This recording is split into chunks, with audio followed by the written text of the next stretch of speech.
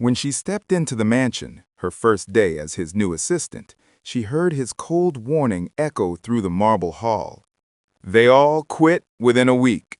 What makes you think you'll survive me? The mansion looked nothing like the job posting described.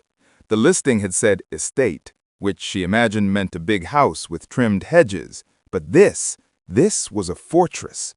Dark stone walls climbing into the gray sky, tall iron gates curling like thorns, windows tinted so deeply she could see only her own anxious reflection.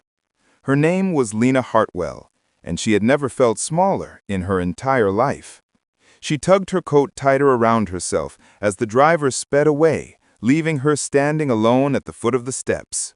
A cold wind whipped through the grounds, lifting loose strands of her hair and making her shiver. She didn't know if it was from the weather or the fear. She needed this job, desperately. Her rent was past due. Her mother's medical bills were piling up. Every other employer she'd interviewed with had looked her up and down and politely said they'd call her. They never did. So when she saw a job listing for personal assistant, extreme discretion required, high pay, immediate start, she had applied without thinking twice. She expected a long interview process. Instead, she got a curt email. Report at 9 a.m. Don't be late. A. Drake. Archer Drake, the billionaire in a wheelchair. A name whispered like a warning, and now she stood at his door. Before she could knock, the massive door creaked open on its own, and a housekeeper with tired eyes and a stiff posture appeared. "You're the new one?" the woman asked flatly. "Yes, I'm Lena." The woman didn't offer a smile. "Follow me, he's already waiting." Already? Her stomach tightened. As she stepped inside, she was hit by the silence. Not the peaceful kind, this was the heavy kind, thick enough to choke on. Every footstep echoed against marble floors, polished so clean they reflected the light like shards of glass. Paintings, mostly storms, oceans, and night sky, lined the walls. Not a single portrait of a person.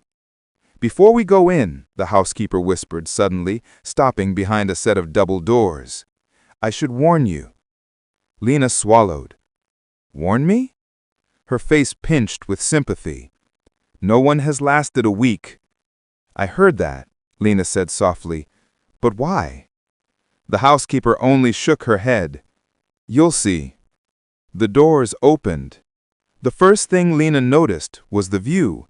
Tall windows revealing the crashing waves below.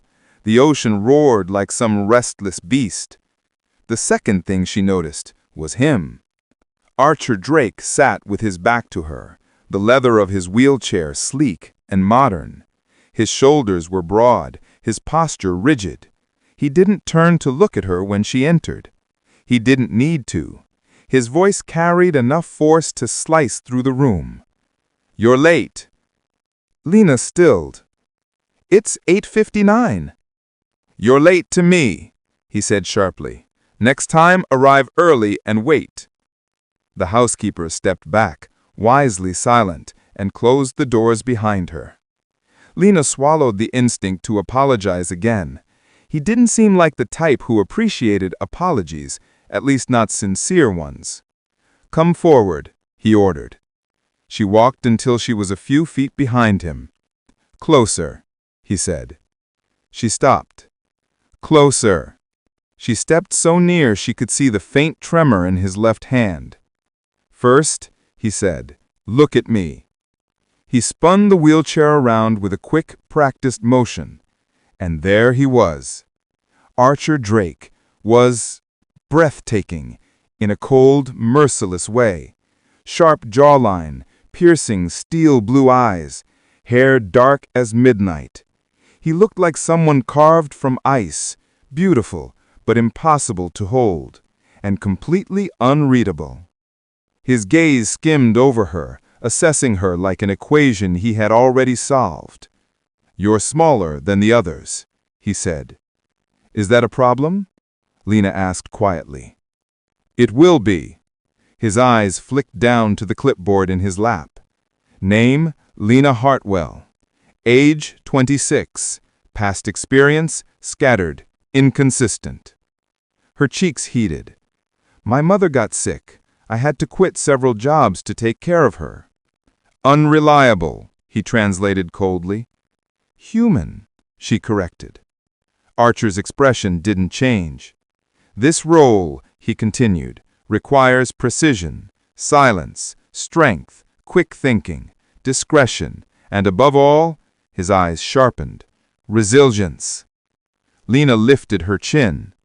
I can be all of those things. He let out a humorless breath. They all said that. Her pulse fluttered. Archer leaned back slightly, folding his arms. Before we proceed, I want to make something very clear. No assistant has lasted a full week working for me. She stayed silent. They break, they panic, they quit. Some leave in tears. One ran out of this house at 2 a.m. without her shoes. What do you think drives them away? Lena asked, surprising even herself. He smiled, slow and cold. Me. The word dropped between them like a stone. Lena steadied her breath. Don't show fear. He watched her every movement, every blink, every flinch. You're not special, he said. You will fail like the rest. Maybe, she whispered, but maybe not. For the first time, something flickered in his expression, something sharp, curious, irritated. In any case, he continued, you're here now. You'll receive your instructions shortly. For today, stay out of my way unless I call for you. He turned the wheelchair sharply and faced the windows again. You have 5 minutes to prove you can follow directions. Get to the kitchen, ask for the schedule, memorize it. No questions. Go. Dismissed. Just like that. Lena exhaled slowly and walked out, her legs shaky but steady enough. As the doors shut behind her, she didn't see Archer close his eyes briefly, as if fighting something no one else could see. As Lena walks deeper into Archer's world, she can feel judgment pressing on her from every direction. Have you ever walked into a place where you felt unwelcome but stayed anyway? What made you stay? Tell me in the comments. The kitchen felt like a different world, warm, bustling, and alive, a stark contrast to the icy silence of Archer Drake's study. Pots simmered, pans clattered, and staff members moved with quiet urgency. Yet even here, when they noticed Lena, conversations dimmed, eyes lowered. A subtle warning hung in the air like smoke. A gray-haired chef slid a folded paper across the counter without meeting her gaze. Your schedule, he murmured. Lena thanked him, though he didn't respond. She stepped aside and opened the paper. Her stomach tightened.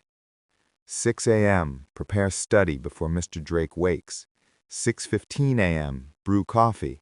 6 seconds stir clockwise, 2 seconds counterclockwise. 6:20 a.m., check wheelchair battery. 6:25 a.m., refill medication tray. 6:30 a.m., assist with transfers if requested. 7 a.m., begin correspondence. 7:45 a.m., morning brief. 8 a.m., maintain silence unless spoken to. The list went on and on and on. Precise, unforgiving, cold. Lena exhaled slowly, committing every line to memory. When she folded the paper, she felt someone watching her.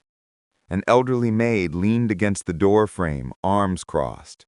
Her expression was not unkind, just sad. Don't get attached, she said quietly. To who? The woman gave her a look that said, you know exactly who. Mr. Drake, no one lasts because they try to help him. He doesn't want help. He only wants control. Lena swallowed. Maybe he's just guarded. No, sweet girl, the woman shook her head. He's broken, and he'll break you too if you get too close. Lena's chest constricted, but she still thanked the woman and excused herself. She didn't know why, but she didn't believe Archer was simply cruel for cruelty's sake. Something about the way his voice cracked on certain words, the way he stared out the window as though the ocean stole something from him, the faint tremor in his left hand. There was more beneath the ice. She couldn't explain how she knew. It was just a feeling, and that terrified her. Lena returned to the hall, prepared to follow Archer's instructions and keep her distance. She didn't want to provoke him on her first day. But then, "Miss Hartwell." His voice echoed from the study. She stepped inside. He didn't look at her. His eyes were fixed on a folder in his lap, knuckles white against the leather armrests. Something had shifted in the room's atmosphere, thicker, tighter, humming with tension. "Yes, Mr. Drake?" "Come here." His tone left no room for hesitation. She approached, stopping a safe distance away. Closer. Her pulse quickened. When she stood within arm's reach, he lifted his gaze. Something in his eyes was sharper than before, like a blade catching sunlight. "Read this," he said, handing her a page from the folder. Out loud. She took it carefully. It was a financial statement, full of dense numbers and projections. She cleared her throat. "Quarterly revenue has—" "No," his voice cut through her like a chill. "Read it the way I wrote it, slowly, don't miss a detail." "I'm trying," she said softly. "Try harder." The words struck her harder than expected, too close to the things she'd told herself during sleepless nights. She inhaled, steadied her voice, and read again. Archer watched. Not the paper, not the numbers. Her. His eyes trailed every flicker of her expression, every tremor in her voice, every small breath she took. She felt exposed, as though he were dissecting her through silence alone. When she finished, he took the paper back silently. Another tremor passed through his hand. Lena frowned. "Are you in pain?" His head snapped up, glare razor sharp. "I didn't ask for your concern." "It wasn't concern, just observation." "I don't need your observations," he bit out. "I need your competence." She held his gaze. "You can have both." A long, dangerous silence followed. Archer inhaled sharply, as though she'd struck him somewhere no one dared touch. Then, unexpectedly, he turned away. "You shouldn't say things like that." "Why not?" "Because I might believe you." Lena's breath hitched. There it was, the smallest fracture in his armored voice, a hint of something vulnerable and aching beneath the surface. He realized he'd said too much and immediately shut down, his posture straightening, his tone turning sharp again. "You memorized the schedule?" "Yes." "Repeat it." She did, word for word. Archer blinked, surprise flickering across his face. He pushed the wheelchair toward the window, though a subtle strain betrayed the cost it caused. "You actually listened." "You asked me to." "No, I ordered you to." "And I followed the order. But that doesn't mean I'm not listening, too." He went still. "Don't," he whispered. His voice wasn't commanding now. It was pleading. Her heart thudded painfully. "Don't what?" she asked softly. He didn't turn around. His voice was barely audible over the crashing waves.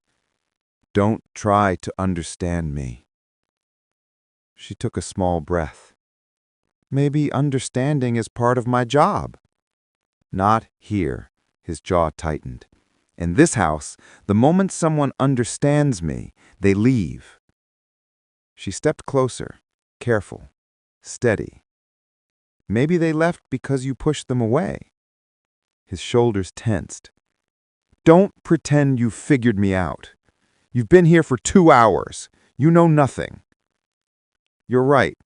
I don't, she whispered. But I'd like to. He stared at her, longer than expected, longer than was safe for either of them. Something inside him shifted. And that was the spark. Not romantic yet, not gentle, not warm, but undeniable. Something had cracked between them, and for the first time since she arrived, Archer Drake didn't look like a man ready to dismiss her. He looked like a man afraid she might stay. Lena can already feel it, the tension, the mystery, the unspoken pain. Do you think she should keep trying to understand him, or keep her distance? Tell me in the comments. Lena woke the next morning before her alarm even buzzed, not because she was rested, because she was terrified of being late. She dressed quietly in the small guest room she had been assigned, smoothing her clothes with trembling hands. 6 a.m., prepare the study before he wakes, the line echoed through her head like a threat. She rushed down the hallway, her soft footsteps swallowed by the mansion's silence. Every door she passed felt like an eye watching her, every portrait a judgment. When she reached the study, she hesitated only a moment before stepping in. Dark, cold, ocean roaring beyond the glass. The room felt like him. She arranged the paperwork, straightened the pens, brewed the coffee with the exact 6-second clockwise, 2-second counterclockwise stir, checked his chair's battery, everything done exactly the way he demanded. By 6:14, she was ready. At 6:16, he entered. Not rolled, entered. The motorized hum of his wheelchair preceded him like a low growl. His expression was unreadable, precise, carved from stone. He stopped beside the desk, studying the setup. "You remembered," he said. "Not praise, an observation." "I did." He nodded once, sharp and quick. "Good. Sit." She took a seat opposite him as he sifted through documents. For several minutes, the only sound was paper rustling, the faint whir of his wheelchair, and the waves crashing far below. But then, "You look tired," he said without glancing up. She blinked. "I didn't want to be late." He stopped, slowly lifted his gaze. "You weren't late yesterday. I didn't want you to think. I already think all the things I'm going to think about you, Miss Hartwell." The words hit harder than she expected. He saw the hurt flicker across her face. His expression tightened, as if he regretted it, but he turned back to the papers. She whispered, barely audible, "You don't have to be cruel." "I'm not cruel," he said, voice low. "I'm honest." "Those aren't the same." His jaw clenched. He flipped another page, too roughly. His hand jerked, and the paper slipped from his fingers, fluttering to the floor. Lena bent to retrieve it. "Don't!"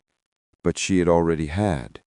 When she handed it back, she noticed his left hand trembling again. "You should rest that hand. It looks painful."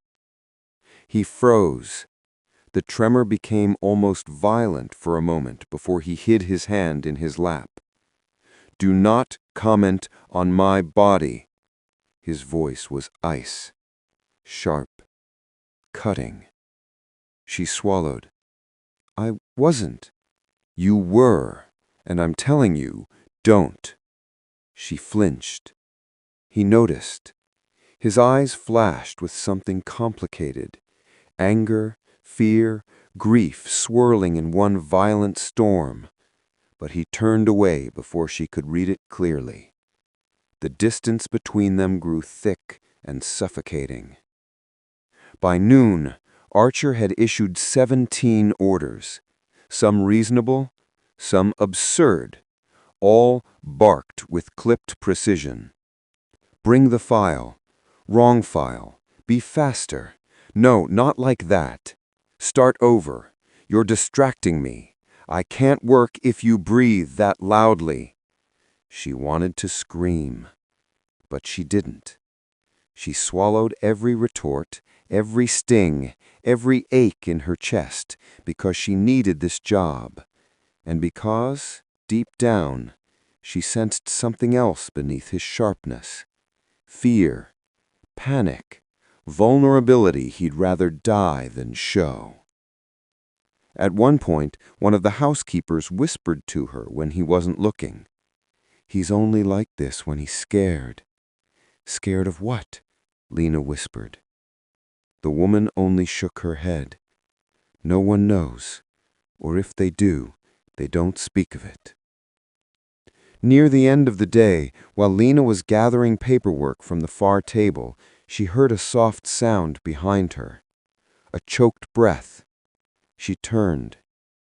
Archer was frozen in his chair, teeth clenched, body rigid, the muscles in his neck jumping. "Mr. Drake?" He didn't answer. "Are you in pain?" Silence. It wasn't refusal this time. It was something else entirely, like speaking would cost him too much. She stepped closer. "Do you need your medication?" His hand shot out and gripped the armrest so tightly his knuckles turned white. "Don't." But she was already there. It wasn't a command this time. It was a plea. "Don't see this." Her heart twisted.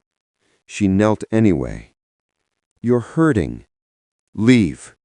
"I won't." His eyes snapped open, blazing with fury. Not at her, but at himself. "Why can't you just do what the others did?" he hissed. "Why can't you just leave me alone?" Her voice trembled. "Because you're not alone." "Yes, I am, and I need it that way." "No, you don't." His chest heaved, anger, fear, grief swirling in one violent storm. "Stop trying to understand me," he shouted. "I'm trying to help you." "I don't want help." "Everyone needs help sometimes." "Not me," he cracked on the last word. Lena froze. He heard it too. The break, the fracture, the truth. He turned away sharply, wheeling himself toward the window. "You will not last. I will make sure of it." But Lena heard something beneath the threat. "Please don't stay. Please don't go. I don't know which one will destroy me more." Lena has a choice now.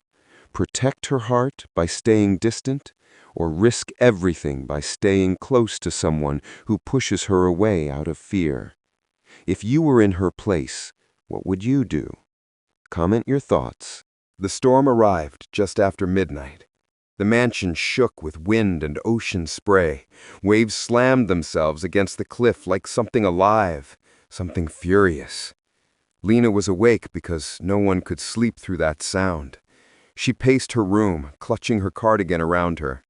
The lights flickered once, twice. Then darkness swallowed the hall. She gasped. "A power outage! In a house full of medical equipment!" Her heart dropped. Archer, his chair, his lift systems, half his room, everything ran on electricity unless the backup kicked on. Before thinking, before fear could catch up, she sprinted into the hallway. "Mr. Drake?" she called, voice echoing. No answer. Thunder cracked so violently she jumped. She hurried to his door and knocked sharply. "Archer, are you awake?" Still nothing. Her panic rose like a tide. She didn't knock again. She pushed his door open. The backup generator had restored a faint emergency glow, just enough to paint the room in cold blue light. He sat in his chair near the window, staring out at the storm. Rigid. Silent.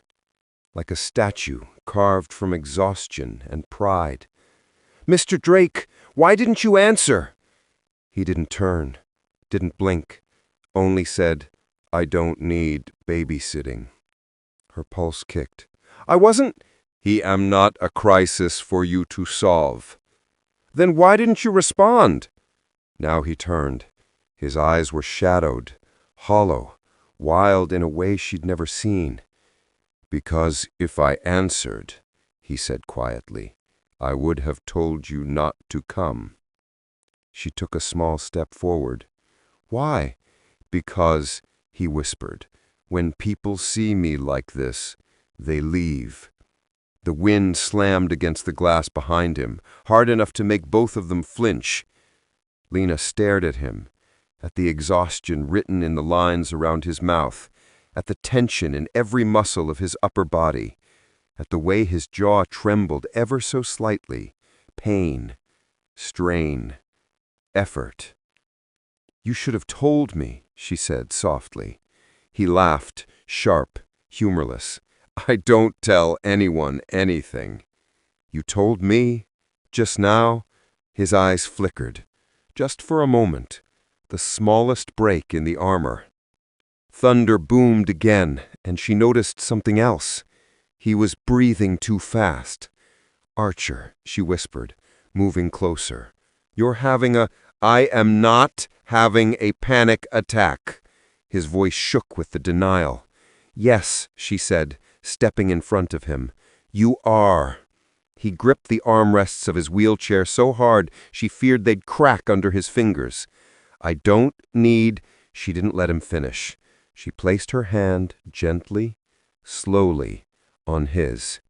He froze like she'd struck him. "I don't care what you think you deserve," she whispered. "I'm not leaving you alone in this." His throat bobbed, his lashes lowered. His hand trembled beneath hers. "Miss Hartwell," his voice was ragged. "You can say my name." He swallowed. "Lena." The storm raged around them, but everything in the room went impossibly still. He pulled his hand away so abruptly she gasped. "Don't," he said hoarse. "Don't treat me like I'm fragile." "You're human. There's nothing fragile about that."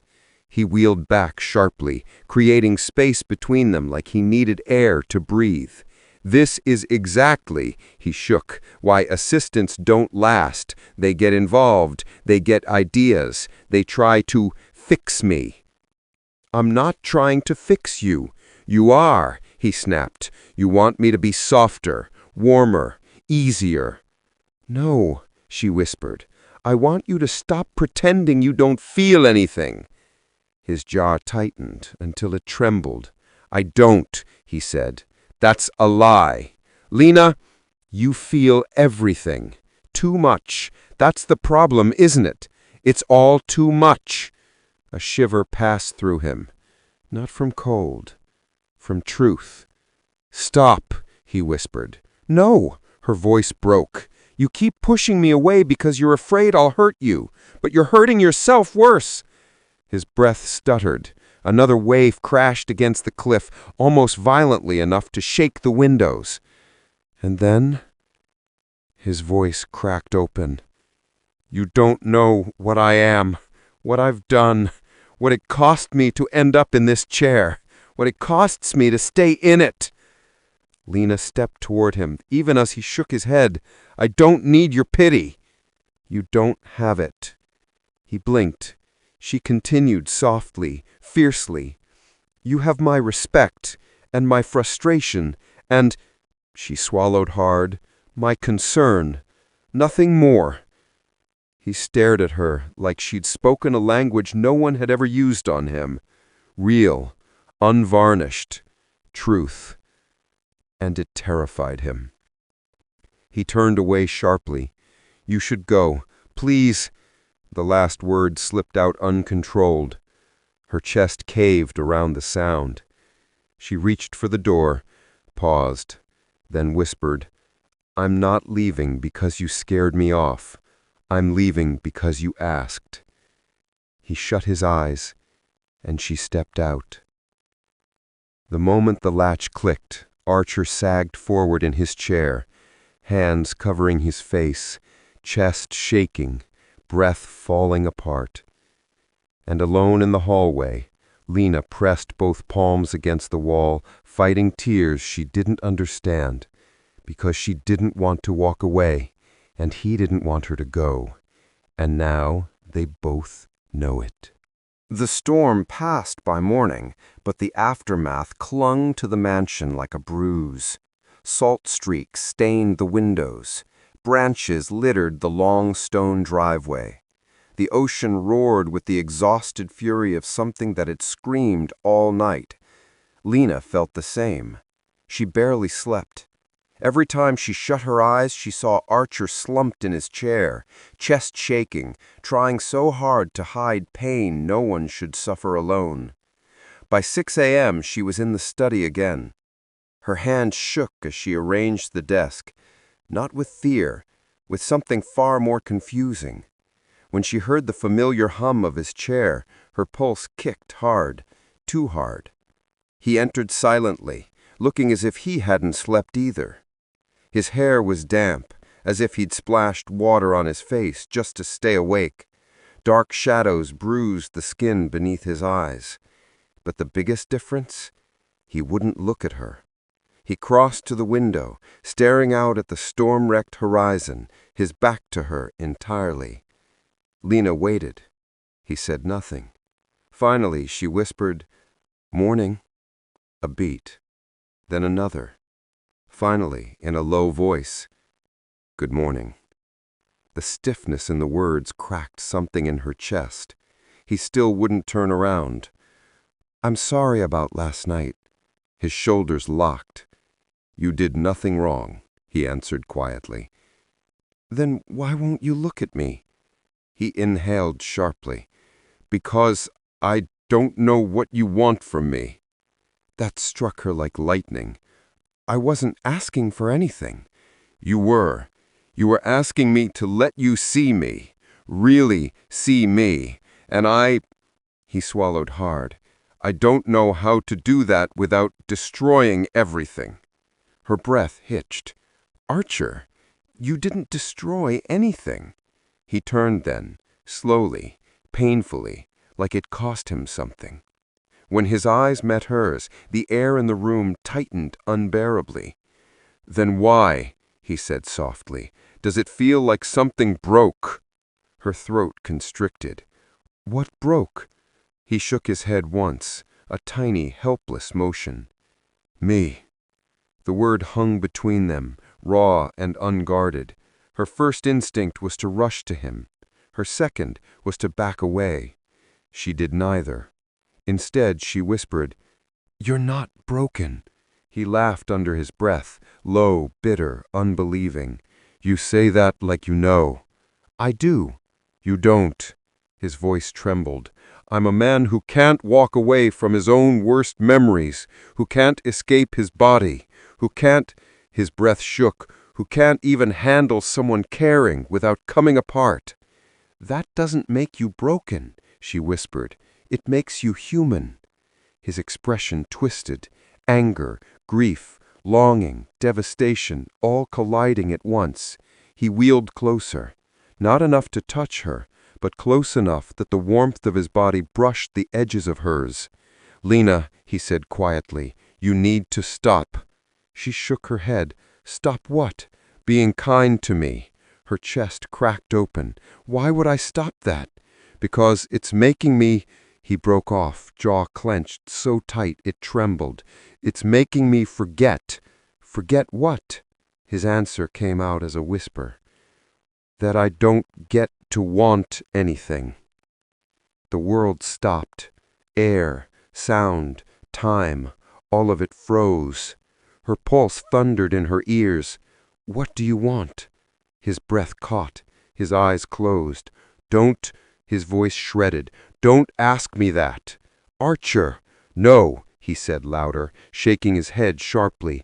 "Don't make me say something I can't let myself have."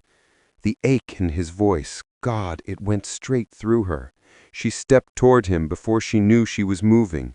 Just one step, but it was enough for his breath to falter, enough to set something inside him on fire. "You don't need to say anything," she whispered. His eyes opened, and for the first time, nothing was hidden.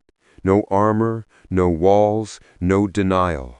Just a man who had been alone too long and didn't know how to stop wanting something he shouldn't. He reached up, slowly, hesitantly. His hand hovered near her wrist, so close she felt the warmth of his skin radiating from him. But he didn't touch her. He couldn't. Instead, his fingers curled in on themselves, and he whispered, voice nearly breaking, "If I touch you, I won't be able to undo it." Her breath escaped in a sharp, silent gasp. She wasn't breathing. Neither was he. The distance between their skin throbbed with heat, with danger, with everything they were trying and failing to resist. "Archer," she whispered, her voice shaking, "you're shaking." "So are you." She wasn't sure who leaned closer first. Maybe they both did. Maybe it didn't matter. Because for one suspended heartbeat, they hovered on the edge of something impossible, something forbidden, something they neither had words for yet. Then, footsteps echoed in the hallway. They snapped apart like a wire had been cut. The housekeeper appeared in the doorway. "Mr. Drake, the contractors are here for the storm assessment." She stopped, sensing the tension. Looking between them, Archer's voice turned to steel. "Send them to the north wing." "Yes, sir." She left. Silence fell again, heavy, shattered, unfixable. Archer didn't look at Lena this time. He only said, voice flat and tight, "We will not speak of this." Lena stared at him, her heart still pounding, but she nodded, because she knew something he wasn't ready to accept. Not speaking of it wouldn't stop what was happening. It was already too late. The next 48 hours passed in a strange, heavy quiet. Archer didn't withdraw the way Lena expected. He didn't snap, didn't distance himself, didn't smother her with cold commands the way he usually did when something unsettled him. Instead, he watched her. Not openly, not obviously, but she felt it.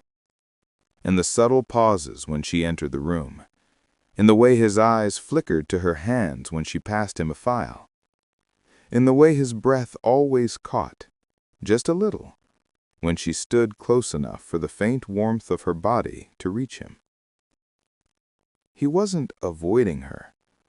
He simply didn't know what to do with her. And strangely, Lena didn't know what to do with him either. The tension wasn't sharp anymore. It had softened, turned warm, slow, quiet, like embers glowing long after the flames had died. On the third evening, just after sunset, Lena found Archer in the conservatory. The glass room was tinted gold by the last rays of the sun. Plants rustled softly in the breeze from the small ceiling fans. The sea stretched beyond the glass, painted in shades of amber and soft rose. Archer was alone. No tablet, no files, no staff. Just a mug of untouched tea cooling on the small table beside him, and the faint light reflecting in his eyes. He looked exhausted. Not physically, emotionally. Like someone who'd been holding his breath for too long. She hesitated in the doorway. "Archer?" He didn't jump this time. He didn't tense. He just slowly turned his head. "You're off duty," he said quietly. "You don't need to check on me." She shook her head.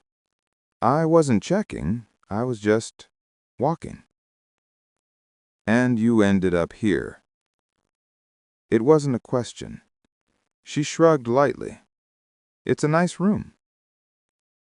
"It's the only part of the house that still feels alive," he murmured. Her chest tightened. May I join you? He hesitated, then nodded. She walked to the opposite chair, leaving him space, letting him choose if he wanted less or more. But he surprised her. Closer, he said softly. Her breath caught. She moved to the chair beside him, not touching, but not far. Archer exhaled, like something inside him released tension it had clung to for years. They sat in silence for several long moments. Not awkward, not tense, just quiet. Human. The kind of quiet that feels safe. Lena finally spoke. You look tired. I am. His voice was low, almost admitting more than he meant to. It's been a long week. She smiled gently. Is this where you tell me this is usually when assistants quit? A small huff of air left him, a ghost of a laugh. They usually quit on day 3. He paused. You're still here. Do you want me to leave? His jaw tightened. He looked away. No, he said. But that's the problem. Her breath hitched. Archer. He swallowed. And you? Are you thinking about leaving? She didn't answer immediately. Instead, she looked out at the ocean, glowing pink and gold against the fading sky. Honestly, I should be terrified. Of me? She said gently. Of what's happening. Of the fact that we keep crossing lines. He closed his eyes. Then stay on your side of them. The words weren't harsh. They were desperate. Archer, she said softly, you keep stepping over them first. His eyes snapped open, but he didn't deny it. He didn't have to. She saw the truth in his face, saw the guilt, the longing, the fear. Lena's voice softened. Do you want me to pretend nothing is changing? He looked at her then, really looked, slowly, quietly, helplessly. No. Her breath trembled. Then what do you want? He didn't speak for a long time. When he did, his voice was barely audible. I want a moment where nothing hurts. The words hit him like a blow. She reached for the mug near him, gently warming it between her hands before offering it back. The gesture was small, but Archer froze as though she had handed him something sacred. You kept tea for me? He murmured. It was getting cold. He took the mug, then hesitated. Lena watched the way his fingers trembled slightly, not from weakness, but from emotion. He exhaled shakily. Sit with me, he said quietly. Please. It was the first time he had ever said, please. She sat. Closer this time. Close enough that their arms brushed lightly. Archer didn't pull away. He didn't apologize. He just breathed. And for once, it wasn't ragged. After a long moment, he whispered, I used to sit in this room with my sister. Lena turned slowly. Your sister? He nodded. She planted half of this, the hibiscus, the jasmine, the citrus trees. He paused, voice soft as wind. She said plants were the only thing she trusted to stay. That sounds like someone who was hurt. She was. His voice tightened. That's why I protect what's left. Lena's heart ached. What happened to her? A long silence. She died, he said finally. Years ago. Lena's breath caught. Archer, I'm so sorry. She was the only person who believed I was more than my limitations. He lifted his eyes to hers. Until you. The world stilled. Lena swallowed hard. Archer, I don't see limitations. No, he whispered, and that terrifies me. Her eyes softened. Why? Because when you look at me, his voice cracked, I feel like a man again. The admission stunned her. It left them both breathless. Slowly, gently, Lena reached out. She didn't touch his hand.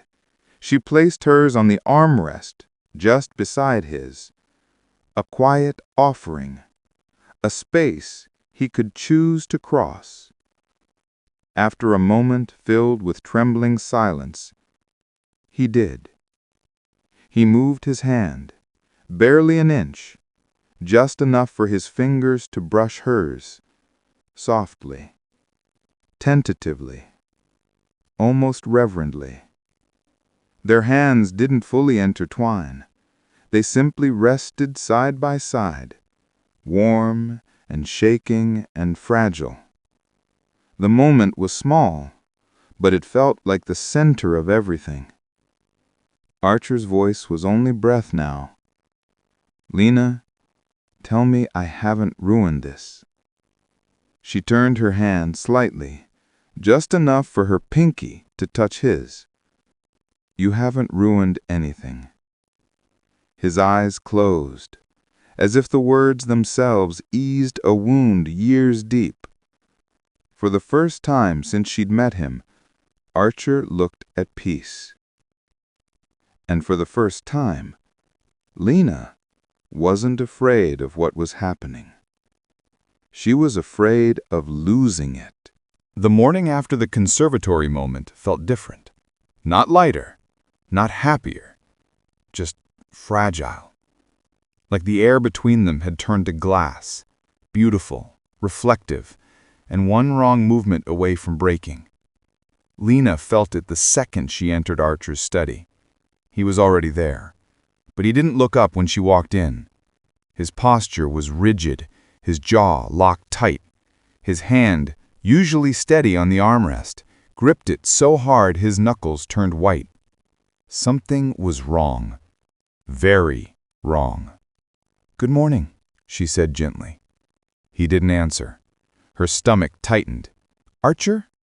He inhaled a sharp, shaky breath. "Lena," he said quietly, "why didn't you tell me?" Her blood ran cold. "Tell you what?"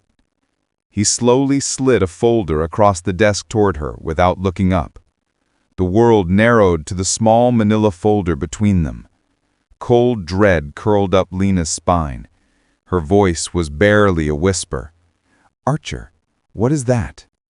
"My head of security pulled your records." His voice cracked with restrained fury. "It's standard protocol for all live-in staff." Her pulse slammed against her ribs. "No, no, no, not this, not now, not him." The folder sat like a trap on the desk. Lena didn't move, couldn't breathe. He opened it. She didn't. He took a harsh breath. "Then I'll summarize it for you. Archer, please, you lied to me." Her heart shattered. "I didn't lie." He finally looked at her, and it was worse than anger. It was betrayal. "You didn't lie?" he said, voice climbing in disbelief. "You never mentioned your arrest?" Her knees nearly buckled. "I wasn't convicted. You were charged," he snapped, "with theft." "Wrongfully charged," she whispered, tears burning behind her eyes. "This wasn't—" "And you didn't think I deserved to know?" His voice rose, pain behind every syllable. You didn't think the man who let you into his home, into his life, into his trust deserved honesty?" Her throat closed. "I was going to tell you." "When?" He spit the word like it hurt him. "After I found out myself? After I made a fool of myself defending you?" She flinched. "I wasn't hiding it," she whispered. "I was trying to start over." "Start over," his voice twisted, "or manipulate your way into a billionaire's sympathy." She staggered back as if slapped. "Manipulate you?" She choked. "Is that what you think I've been doing?" He laughed, short, harsh, full of deep hurt. "What else am I supposed to think, Lena?" Her tears blurred her vision. "Archer, please, just listen." "I trusted you," he said, voice shuddering. "I let you close, closer than I let anyone in years, and this entire time you hid something you knew could ruin everything." She shook her head fiercely. "I didn't hide it to trick you. I hid it because it ruined my life. I lost jobs, friends, my entire future because of something I didn't do." He clenched his jaw, looking away. Convenient story. "Don't do that," she whispered. "Don't turn into someone who thinks the worst of me." He snapped his gaze back at her. "Maybe I'm seeing you clearly for the first time." Her heart cracked open. "That's not fair." He shot back. "Fair? You expect fairness from a man in a wheelchair whose entire life was destroyed by trusting the wrong people?" She froze. Pain radiated off him, deep, old, festering. "Archer, I'm not them." He looked away sharply. "Right now, I can't tell the difference." The words gutted her. Silence weighed down the room. Finally, he spoke, quiet, broken. "You need to leave." Her breath collapsed. "What?" "Take the day. Take the week. I don't care." His voice was tight, trembling. "Just go, before I say something worse." Tears spilled over her cheeks. "You're pushing me away because you're scared." He flinched. "Get out, Lena." "Archer!" "Get out." The force of it shook her, and broke something between them so deeply she felt it in her bones. Lena backed away on shaking legs. At the door she turned, her voice raw. "Everything you felt in that conservatory was real. No file changes that." He didn't look up. "That wasn't real," he whispered. "It was a mistake." Her heart shattered completely. Lena walked out. The door clicked shut behind her. And Archer, the man who feared needing anyone, the man who finally let someone in, the man who had begun to feel human again, lowered his head into his hands and broke. The mansion felt different after Lena left. Colder, hollow, like the storm had finally seeped into the walls. Archer sat alone in his study long after she walked out, still gripping the sides of his wheelchair, knuckles ghost white, breath shaking. The folder lay unopened on the desk now, mocking him, accusing her. He didn't know how long he stared at it, long enough for the sun to crawl across the floor, long enough for the tea she'd brought him to turn stone cold. Eventually, he whispered to the empty room, "What did I just do?" His voice cracked, because even he didn't know if he was asking the question or confessing the truth. She didn't go far. She packed her things with trembling hands, wiping tears off her cheeks as she shoved clothes into her bag. Every folded shirt felt like a goodbye she wasn't ready for. She should leave. That's what he wanted. That's what he demanded. But every step toward the door felt heavy, wrong, pulling at something deep inside her. She stopped in the guest hallway, gripping her suitcase handle so tightly her fingers whitened. A single thought kept circling through her mind. He didn't mean it. She knew he didn't, But he'd said it anyway. He pushed her away. He chose fear over truth, pain over trust, just like every other person who'd walked out of her life the moment things got complicated. She rubbed her palms against her face and let out a trembling breath. No, she wasn't going to run, not yet, not without knowing if there was anything left to salvage. But she also wasn't going to chase him while he was in that state, wounded, defensive, lashed open by old scars. So she stayed. Not in the mansion, not in the guest room, but on the cliffside bench near the garden, the one facing the sea. The cold wind whipped through her hair, sharp enough to keep her awake, present, breathing. Her phone buzzed in her pocket. A message from an unknown number. Her heart jumped, but it wasn't him. It was a job listing someone from the shelter had forwarded weeks ago. She stared at it blankly, unable to process the words.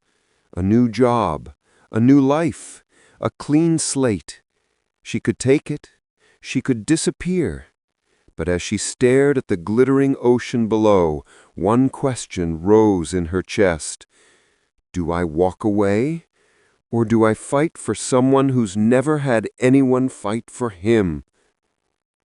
Night crept into the halls before he moved again. Hours of silence, hours of regret, hours of her absence which hurt far more than he expected. He finally reached for the folder. His fingers trembled as he slid it open. He skimmed the contents, and then he froze, halfway down the report. His breath left his chest. Wrong accuser. Employer admitted fault. Charges dropped. Record sealed. He closed the folder sharply, chest tightening. He had been wrong. Not just wrong, cruel, unfair, cowardly. He pressed the heels of his palms into his eyes, breath shaking. "What have I done?" he whispered again, voice breaking. He tried to ignore the pull, the instinct, the rising ache deep in his chest to go find her, but he couldn't. He wheeled out of the study. The mansion was too quiet, too huge without her footsteps. He checked the kitchen, her room, the north hallway, the library. Nothing. He felt panic rising, sharp, dizzying, cold. By the time he reached the foyer, he was nearly shaking, and then, from beyond the glass doors, he saw her, sitting on the garden bench, back facing him, hair caught in the wind, her shoulders faintly shaking. His heart cracked open. He pushed the door open. The night air knifed through him. "Lena!" he whispered. She didn't turn, didn't move, didn't breathe. He wheeled across the garden, slowly, painfully, each turn of the wheels feeling heavier than the last. When he finally reached her, he stopped just behind the bench. He tried to speak. Nothing came out. Finally, "I was wrong." Her shoulders stiffened, but she still didn't turn. "I know," she whispered. "Raw." Archer swallowed hard. "The file, it said you were cleared, that your employer admitted fault." A weak, humorless laugh slipped from her. "You looked before accusing me?" He flinched. He deserved that. "No, I didn't look. I reacted. I reacted like a coward." That word, coward, hung in the air. Lena finally turned her head slightly, not enough to see him, but enough that he saw her profile, saw the glint of tears. "Why, Archer? Why did you go after the worst version of me?" He closed his eyes. "Because I believed the worst version of myself." She stilled. He forced himself to continue. "Because I was scared." His breath shook. "Because when something matters to me, I destroy it before it can leave." Silence. Cold wind, night waves, two people breaking in the dark. "I'm not those people," she whispered. "I'm not going to hurt you." "I know," he breathed.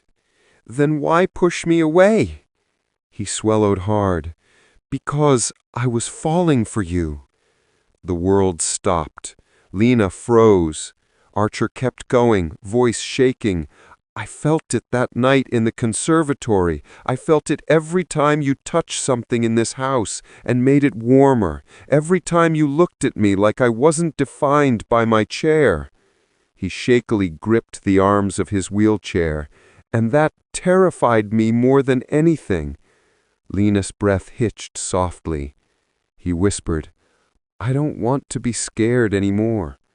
Slowly she stood, turned fully toward him, eyes shining, cheeks streaked, heart open, breaking.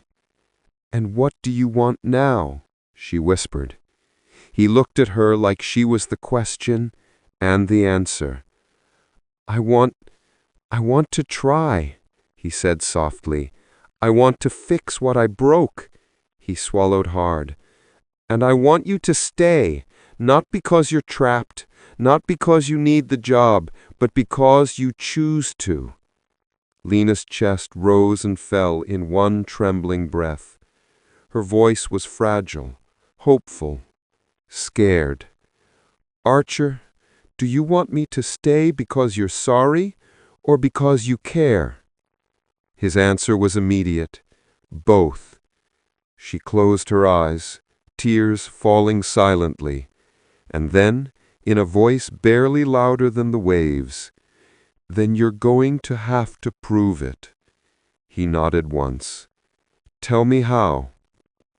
She stepped closer, not touching, not forgiving yet, but choosing. "Begin with the truth," she whispered. Archer lifted his eyes to hers and gave her something he'd never given anyone. His heart, bare, unhidden, terrified, real. "I don't want to be alone anymore," he said quietly. Lena exhaled softly. And for the first time since everything shattered, hope cracked the darkness between them. Archer didn't sleep. Not for a minute. Not after Lena left his office with tears on her cheeks that he'd put there. Her absence clung to the house like smoke, thick, suffocating, impossible to get away from. Every room felt colder, every hallway felt longer. The mansion echoed with silence, and for the first time in years, Archer understood what loneliness actually felt like. Not the curated solitude he hid behind, not the self-imposed distance he'd crafted into armor, but the raw, aching kind that gnawed at the ribs and settled behind the sternum like a stone. He tried to focus on work, tried to read, tried to breathe normally, but his mind kept flashing back to her voice breaking. "You're pushing me away because you're scared." He hated how true it was. He hated more that she knew it. By dawn, Archer was still in his study, eyes burning, body locked, chair untouched in the corner because he'd never left the desk. His reflection in the darkened windows looked like a ghost. His phone buzzed. A message from Rowan. "Lena didn't show up this morning. Should I check on her?" Archer's stomach plummeted. He typed, "No, leave her be." But he stared at the message, at his own cowardice. He deleted it, typed again, deleted it. Finally, he tossed the phone across the desk and buried his face in his hands. He didn't want Rowan checking on her. He wanted to do it himself, but he couldn't, or wouldn't, or didn't know how, because the truth was brutal. He wasn't sure if he deserved to. Lena didn't sleep either. Her apartment felt smaller than usual, colder, less like a place she lived and more like a room she was trapped in.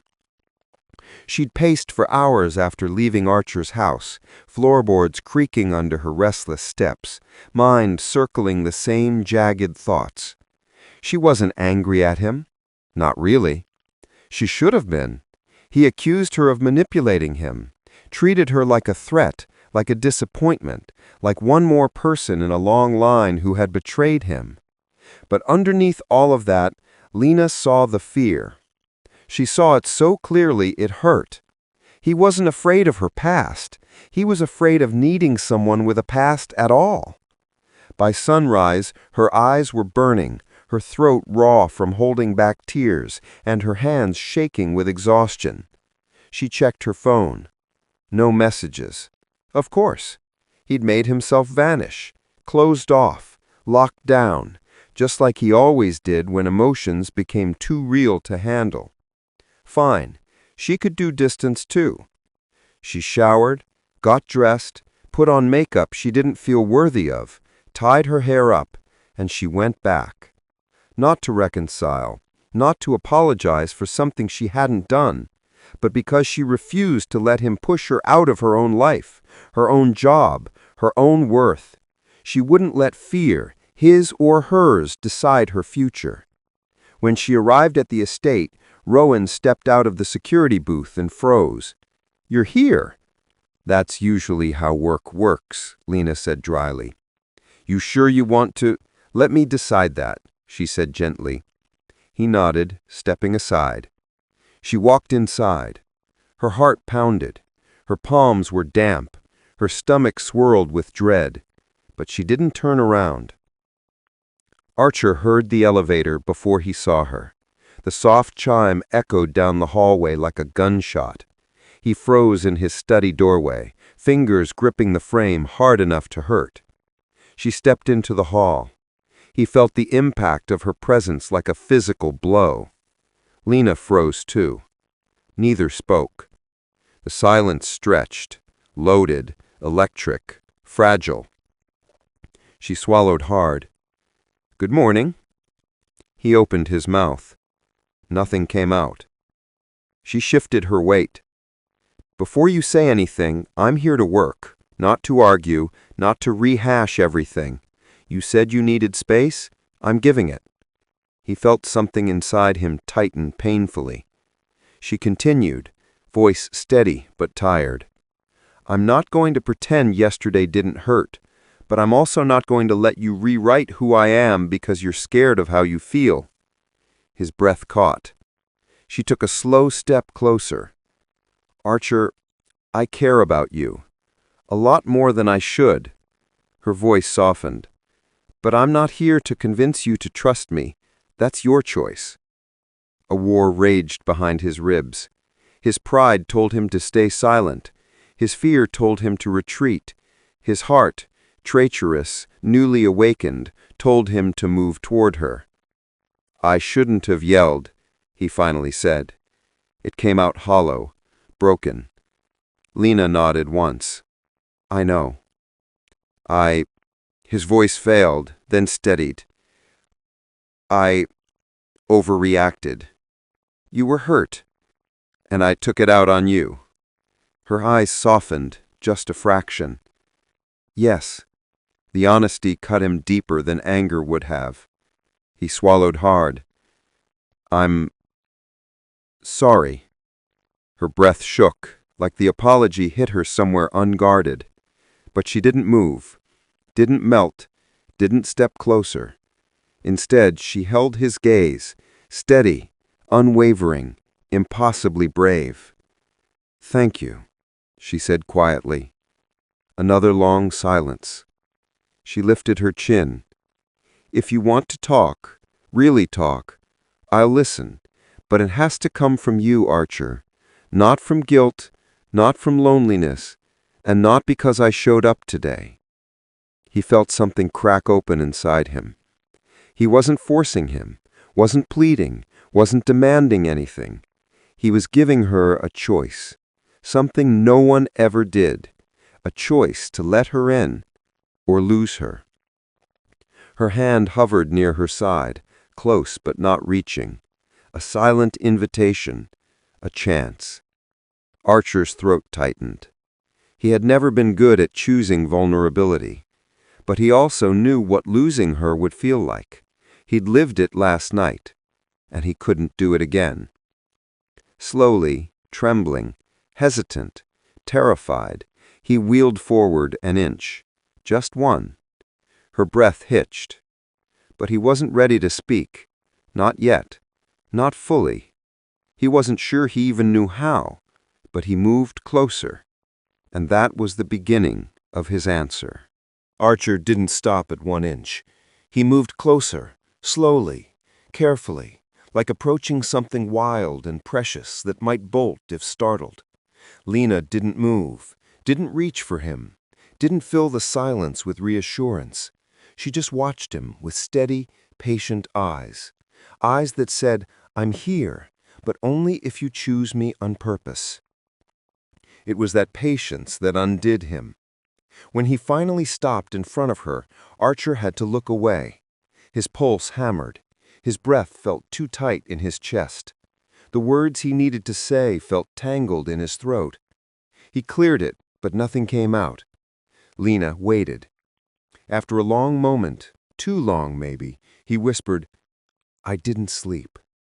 Her face softened, almost imperceptibly. "Neither did I." He nodded once, sharp and pained. "I figured." A tiny flicker of a laugh escaped her. Not mocking, just human. It eased something inside him. He inhaled shakily. "Lena, what you said yesterday, the conservatory, those things we said," he swallowed, "they were real." Her breath hitched. "But," he added, voice breaking, "real things scare the hell out of me." Something flickered in her eyes. Not disappointment, recognition. "I know," she whispered. He closed his eyes, pressing a hand to his forehead. "I reacted like a coward. Worse, actually. I reacted like someone who doesn't know how to hold anything fragile without breaking it." Lena's voice lowered even further. "You didn't break me." He looked at her sharply, like he didn't believe that, and like believing it might undo him completely. She stepped closer, just enough that he could feel the warmth of her. "You hurt me," she said softly, "but you didn't break me." His chest caved inward. "I never wanted to hurt you." "I know." "No," he said fiercely. "You don't, because I've spent years hurting people without meaning to, pushing them away before they could push me, making myself untouchable so I didn't have to feel anything." Lena's gaze softened even further. "And then you felt something," she said quietly. His voice was barely a breath. "Yes." The word trembled in the quiet air between them. She drew in a slow inhale, steadying herself. "What is it you feel, Archer?" He stiffened. The question was simple, but the answer was a cliff. His hands shook. He curled them into fists. "I don't know how to say it." "Then show me," she whispered. His eyes snapped to hers. She didn't mean physically. She didn't need to touch him. She didn't even reach for him. She meant be honest, be brave. He exhaled, shakily, broken, terrified. "Lena, when you walk into a room, I feel—" He stopped, overwhelmed. "I feel like the world stopped spinning for a second." Her lips parted in a soft inhale. "And last night," he continued, voice shaking, "when you left, I felt like someone had snapped the last thread holding me together." Tears filled her eyes. He wasn't finished. "When I saw that file, I was angry, but not at you." She blinked. "Then who were you angry at?" "Myself." His voice cracked. "Because I realized I had finally let someone in again, and that meant they could destroy me." Tears slipped down her cheeks silently.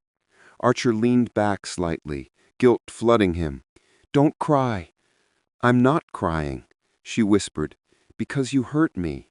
I'm crying because you're finally letting me see you." Her words shattered something inside his chest. He took a breath, then another, hands trembling on the armrests. "I don't know how to do this," he confessed. "I don't know how to be with someone when my body doesn't cooperate, when I can't stand next to you or—" He broke off, eyes burning. "I don't want to be pitied, not by you." Lena's heart cracked open. She stepped closer, very close now, close enough he could see the flecks of gold in her eyes. "Archer Hale," she said softly, firmly, "I have never pitied you, not for 1 second. You are the strongest man I have ever met." He shook his head, voice rough. "I'm not strong. I'm scared." "That's why you're strong," she whispered. He stared at her, breath caught in his throat. She lifted a trembling hand, hovering it near his cheek, but not touching. "May I?" His chest rose sharply. He nodded. Her fingertips brushed his jaw, soft, careful, like she was touching something sacred. His breath shivered. He didn't pull away. He didn't retreat. He leaned into her hand. Just slightly. Just enough. Her voice was a whisper. "Archer, I care about you. I'm not going anywhere unless you tell me to." His eyes burned. "Lena." "Yes?" "I don't want you to go." Her breath caught. Neither moved. Then, slowly, so slowly it felt like the world held its breath, Lena leaned forward and rested her forehead against his. A soft, trembling press of skin against skin. A confession without words. Archer exhaled a broken sound and let his eyes fall shut. For the first time in years, he let himself be held. Not physically, but emotionally. Completely. Lena whispered, breath against his lips. "Tell me you want me here." He opened his eyes, raw, bare, unarmored. "I want you here," he whispered, "more than I've wanted anything in a long, long time." The confession settled between them like dawn breaking. Lena's tears fell silently. A soft sob escaped her. Archer reached up, hesitant, trembling, and touched her wrist. A fragile, gentle touch. But it was enough. Everything changed. The next morning arrived quietly, soft pale gold sliding through the floor-to-ceiling windows of Archer's study. Lena woke first, curled awkwardly but warmly in the armchair next to him. She'd stay there all night, refusing to leave after everything he confessed, after the trembling truth he finally placed in her hands. Archer was awake too. He didn't speak at first. He watched her like he was memorizing something he was terrified might disappear. When she stirred, brushing hair from her face, he whispered, "Stay. Don't move." She blinked. "Are you okay?" He nodded slowly. "I just wanted to see you wake up. I've never had someone I wanted to see first thing in the morning." Her breath caught. Warmth bloomed through her chest. She leaned forward slightly. "You'll get used to it." A soft sound escaped him, half laugh, half disbelief. She reached out, brushing her fingertips over the back of his hand. This time, he didn't flinch. Instead, he turned his hand just enough for her fingers to slide perfectly into his. Their first real, deliberate handhold. It made something inside both of them collapse and mend at the same time. Thank you for watching this story to the end. If you enjoyed this story, you will surely love the next one. It's as crazier and more intriguing as can ever imagine. So do check it out. Click on the image showing on your screen right now to watch the next one.